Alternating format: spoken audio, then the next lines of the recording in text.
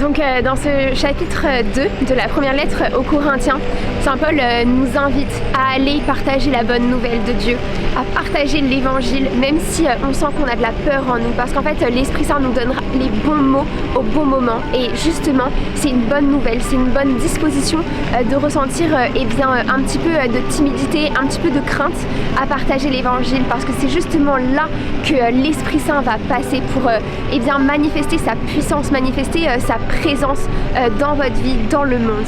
Et maintenant je vais vraiment demander au Saint-Esprit qui vienne vous remplir de son ardeur à annoncer l'évangile de la paix, qui vous donne à chaque instant une parole juste, qui fasse de vous des véritables témoins de ces miracles, de ces bienfaits. Et je déclare la puissance dans votre témoignage personnel pour l'édification des personnes que vous rencontrerez et pour que le royaume de Dieu vienne sur la terre comme il est au ciel. Amen.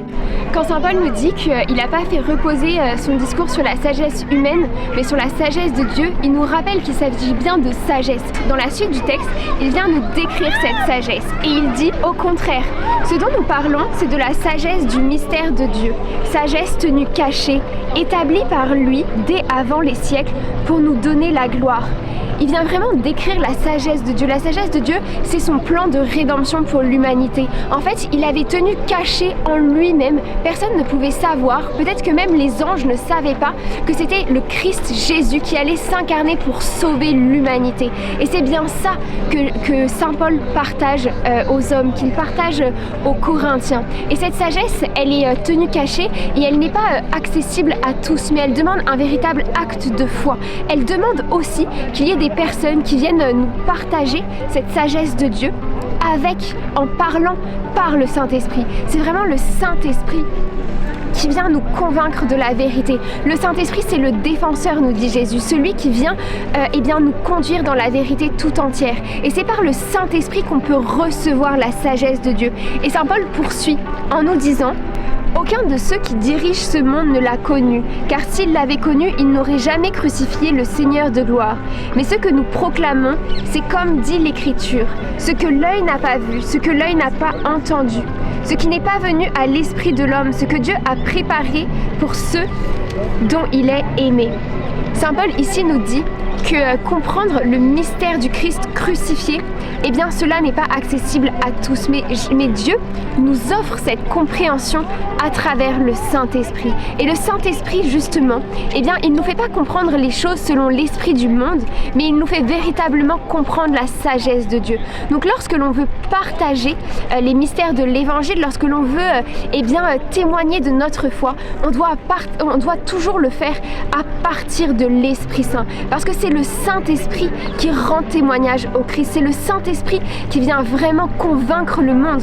On se souvient dans l'Évangile selon Saint Jean, Jésus nous dit: le Saint-Esprit convainc le monde de son péché, puis ensuite il convainc tous ceux qui ont reçu le Christ dans leur vie de leur justice. Parce qu'en fait, lorsque on reçoit le Christ, il y a quelque chose de puissant qui s'effectue. En fait, il y a un échange divin qui se fait entre Dieu et nous. Il nous donne son Esprit Saint. Il nous donne véritablement toutes ses vertus. Il nous donne tous les trésors de richesse, de gloire, de grâce. Et on retrouve d'ailleurs au début de la première lettre aux Corinthiens cette action de grâce, juste après l'adresse, où Saint Paul nous dit: aucun don de grâce ne vous manque, vous Corinthiens, qui avez reçu Jésus-Christ. Lorsqu'on reçoit Jésus-Christ dans son cœur, on ne manque plus de rien, on ne manque plus d'aucune grâce. Alors bien sûr, parfois on peut demander à Dieu, mais en fait ce sont que des grâces que Dieu nous a déjà données dans le monde spirituel et qu'on a juste à se saisir, qu'on a à faire rentrer. Parfois aussi on doit demander à Dieu de nous libérer des choses qui nous entravent et qui nous empêchent de recevoir la grâce de Dieu, qui nous empêchent en fait d'être remplis de l'Esprit Saint. Saint Paul poursuit au verset 12 en écrivant: or, ce n'est pas l'esprit du monde que nous avons reçu, mais l'esprit qui vient de Dieu. Et ainsi, nous avons conscience des dons que Dieu nous a accordés. Nous disons cela avec un langage que nous n'apprenons pas de la sagesse humaine, que nous apprenons de l'esprit. Nous comparons entre elles les réalités spirituelles. Ici, Saint Paul nous dit qu'en fait, c'est par l'Esprit Saint qu'on peut véritablement saisir les dons que Dieu nous a donnés. Tant qu'en fait, on reste dans l'esprit du monde, dans des états d'esprit, dans un état d'esprit qui est totalement humain, qu'on ne laisse pas en fait la sagesse de Dieu, l'état d'esprit de Dieu, les pensées de Dieu nous envahir, rentrer dans notre intelligence, et bien tant qu'on ne fait pas cela, on ne voit pas l'étendue du don de Dieu. Mais dès que l'on reçoit l'état d'esprit de Dieu, la pensée de Dieu, et bien alors là, on comprend tous les dons que Dieu nous a donnés. Parce que Dieu nous a comblés de richesses, il nous a comblés de bénédictions dans les lieux célestes. C'est une expression qu'on retrouve dans la première lettre dans la lettre aux Éphésiens, au premier chapitre. Dieu nous a comblés de bénédictions, de grâce, de dons en Jésus-Christ. Et donc, on n'a aucun don de grâce qui nous manque. Alors que dans le livre d'Isaïe, Dieu disait que nos pensées en tant qu'hommes ne sont pas les pensées de Dieu, que nos chemins ne sont pas les chemins de Dieu.